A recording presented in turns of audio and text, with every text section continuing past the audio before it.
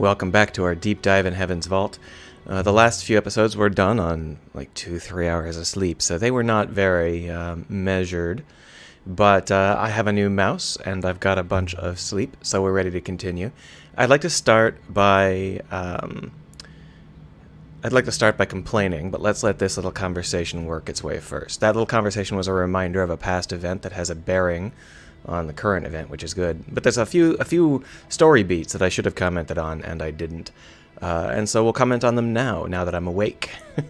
The first story beat is they keep saying that this is an island out in the dark. Yeah, super dark. Now, obviously, dark could mean something like the dark skies, endless sea of stars. You're out in that sea of stars. It's dark. But they never really established that to the rest of the game. So far, dark has meant, like, no sun. But in this case, they keep stressing that this is a dark island. And my guess is that they actually made it dark for a while and then realized you couldn't see anything.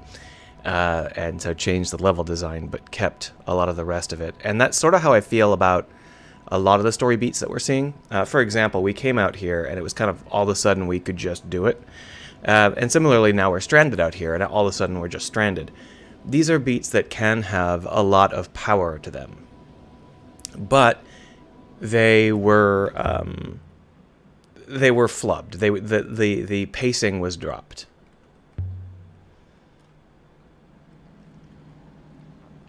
Basically, what I mean is that if we're going to be out in the depths of the sky, stuck somewhere far away on a faraway land, then you know what? That should be part of our personal journey. We should have some emotional connection to the idea of being stuck far away in the middle of nowhere. And now we have some tiny little bit of that. We have the idea of the fact that we love being out on the rivers, and we talk a lot about how the rivers, you never meet anybody else on the rivers and stuff like that. And that's all good, but it wasn't really set up. It wasn't really established with a pace that led it to punch right here. What we needed to do was establish that, and then when we get here, we needed to already be singing so that it resonates. I like you. I like you a lot. I didn't like 6, but I like Enkai fine. Yeah, I am. So, similarly, the idea of coming out here on a river was obviously something that we were aiming to do. And again, it was something that if it had been established properly, we would have had a lot of power to that. And that would be probably less of an emotional connection to the main character, but it would still be able to do a lot that we're not doing right now. We didn't really. It was like, oh yes, it's impossibly far out. How would you get that far without oxygen? Even if there was a river, you wouldn't be able to get out there without oxygen. Now we're like, yeah, well, we just did it without even having any extra supplies. We didn't even bring a snack. So it's a situation where I just feel like it's not been established well enough for my preferences. And part of that is poor pacing, and part of that is poor context management. And those are both things that we need to do a lot better. Similarly, we're now playing up the idea that our sheer lung could kill us, but again, we didn't really establish our sheer lung except for in one mentioned conversation, and maybe some of the gasping was intended to be that way, but it was gasping that any human would have done. So it's hard for us to... Oh, you know what? In the opening sequence, this wasn't Enkai with us, was it? I think it was. This is the same as the pre-game sequence. But either way, the point is that if we could establish these important events, if we could establish them in a way that actually resonates with the rest of the story, we'd have a much better story. And now I can't say that Inkle Studios is bad at this. Inkle Studios is doing a specific kind of story, and in my particular opinion, in this case, it didn't really work out. They usually do procedural short stories that you can replay, like 80 Days. And this kind of story works well for that, because as you play it and replay it, you pick up all of the details of the world, and you find out the different ways that those pieces can fit together. But this is a single story. There aren't very many people that are going to play through it twice. Therefore, you need to really manage all of those pieces. You need to make sure that they come together at the right time and in the right place. With 80 Days, obviously your story it's focused on you, and everybody you encounter, they're just people you meet on the way. There's no overarching theme that's not contained within the dynamic between you and your buddy. So it's obviously a situation where the rest of the world just serves to facilitate your personal interactions with your party, but that's not the case in this game, and it was unfortunate that that seems to be what they focused on. They did it with the exact same procedure. Let's take a look here. Mercy, sing the Sky God or share the Sky God? Say shout. Sorry, I keep getting interrupted by the game. So if you're not paying attention to the screen, the reason I keep stumbling and then going back and then stumbling and going back is simply because the game keeps talking at me.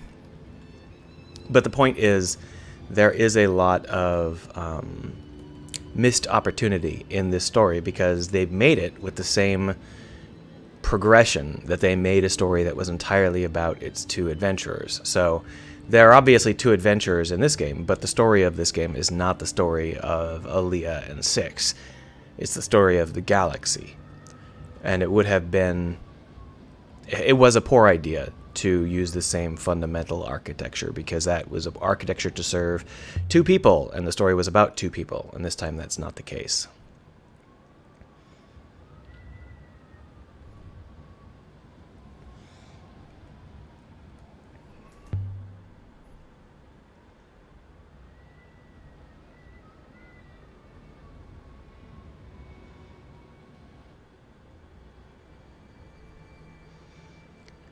I guess what I'm saying is that the writing is good, but it's in service of the wrong. It's in service of the wrong progression. The wrong story beats, the wrong pacing, the wrong thematic focus.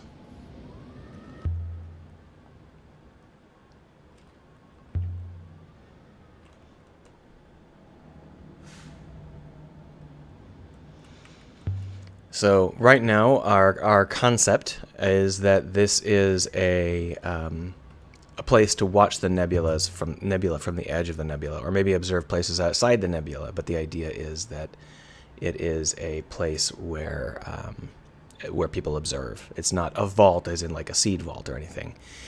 We shall see how accurate that theory is. But first, let's go ahead and put the seventh god into our little domain here and see what they're saying about Mr. 7 or Mrs. 7, because obviously all gods have gender.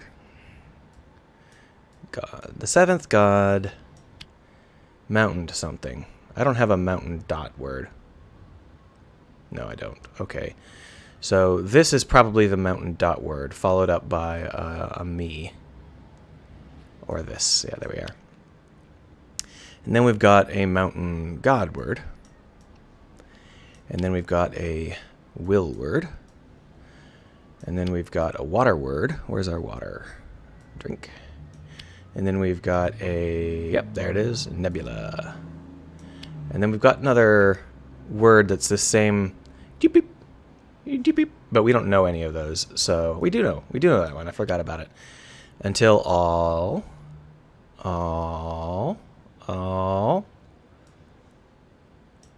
are eaten. Do we know that word? Yeah. Dark. There we go. So the phrase here is only missing one word, but we'll go ahead and read it out and talk about it in terms of context of the game in a minute here. So this is an earth word, a place word. And then this ... is something strange. So seventh god inside this temple will drink the nebula until all is dark. So basically, the idea here is that, according to what we're translating now, there is a hungry ancient elder demon thing inside of this location. I can't wait to break in and talk to him.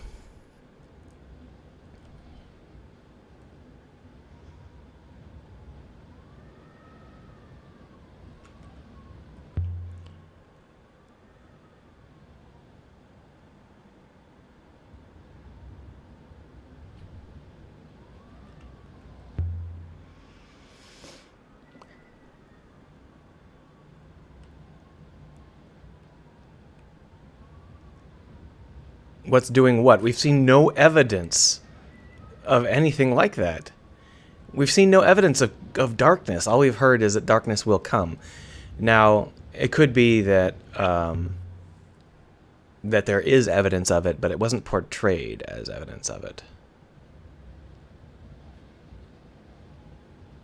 The most evidence we've seen is that some planets are missing water, but there's no... Oh, cool. Just like that, huh? I can do it without you then, NK. B. So we've seen that some places are missing water, but there's no evidence that that is like all things are dying. If there, we would have to know more about it, and that could have been a driving force. This whole game is about the loop. Well, we could have easily introduced the alternative to the loop, which is a lack of loop. In which case we could have played up the fact that places were dying and no new moons were being born. But we never even mentioned whether new moons can be born or are being born. We just mentioned that old moons are dead.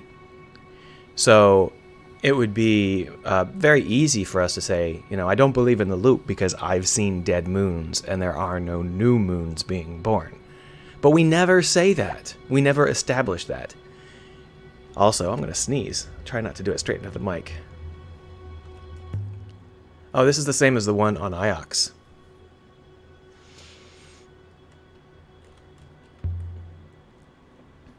Yep, it sure does. And definitely a sundial. You can tell because it's inside a building. Sorry, I am really about to sneeze. I'm trying not to. So... This is an old place, older than anything else, and we can see that the way that they've portrayed that is by using really primitive, basic markings like this. I can't see it anymore because you've zoomed in on. Wow, that's really dark. It says like place, mountain, star. Mountain something. I can't read it, it's too dark. But what I'm trying to focus on is the simple geometric designs. Obviously the simple geometric designs were inspired by ancient Native Americans, or I suppose it could have been Africans, but either way this is something that that is supposed to represent really, really ancient peoples, because in reality it does. It represents ancient cultures. But in our game so far, what's represented the ancient peoples is like 60s industrial tech. And so now we're trying to go back from 60s industrial tech, and what do we find? We find this ancient simplistic markings. And maybe I just think it represents Native Americans because that's where I grew up. It could be a more universal pattern than that. I don't know. It's just not something I expected to see. And you can see that the walls of this place are covered in runes, but I'm not allowed to actually mark them. I'm not allowed to like say, hey, look at those runes up there. Maybe I should translate them. And I'm not good enough at them to sight read them, but it looks familiar. I think that that's actually a phrase we've seen before. Not that I would know which phrase it is. And that's a different phrase. So these walls have a lot of things to say. But I don't happen to have it memorized to the point where I can just say those things. I think that's...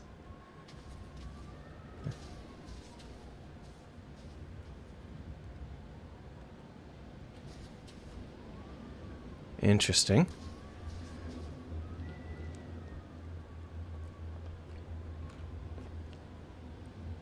So that's water.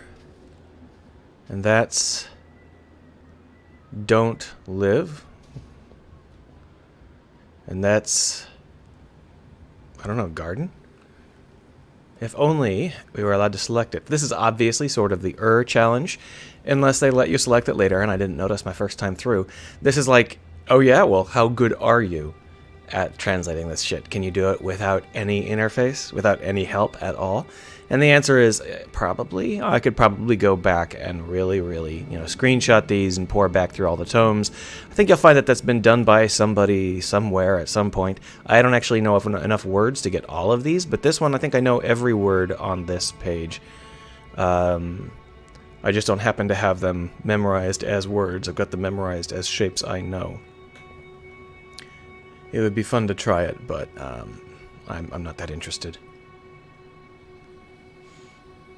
So where did the wind come from?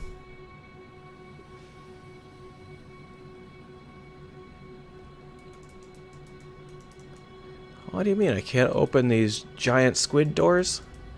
Come out, seventh god. I'm sure that you are very Catholic, but you need to let me come out and play. There are no inscriptions. Those little things that look like they might be inscriptions are just basic geometric shapes. Like just decorative shapes.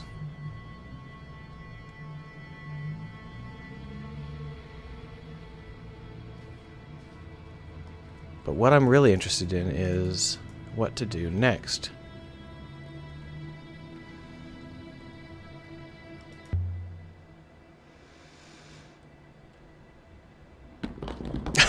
Well, that was easy. I was going to see what I could do without the robot, but apparently not much.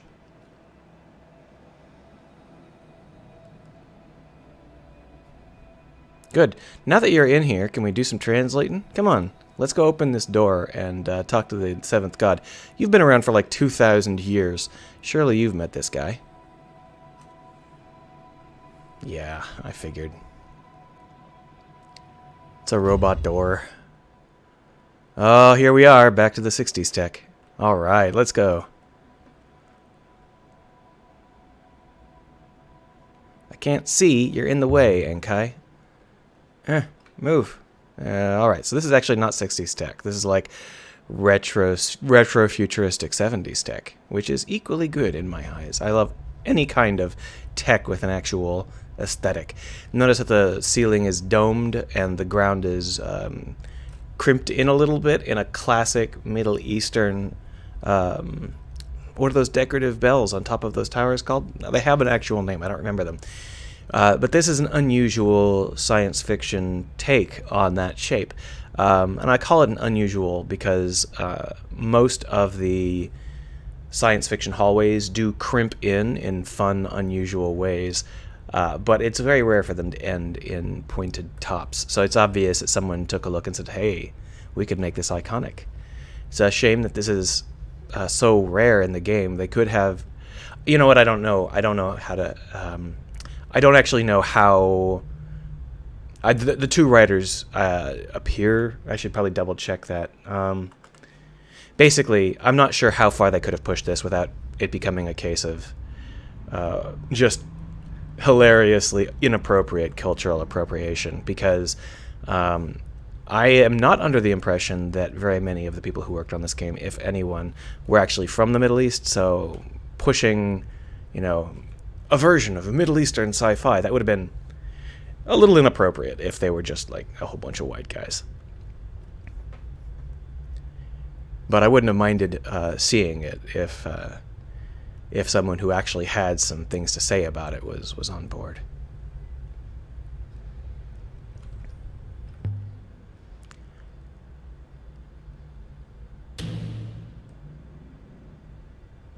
The least surprising unlock in the game. There we are.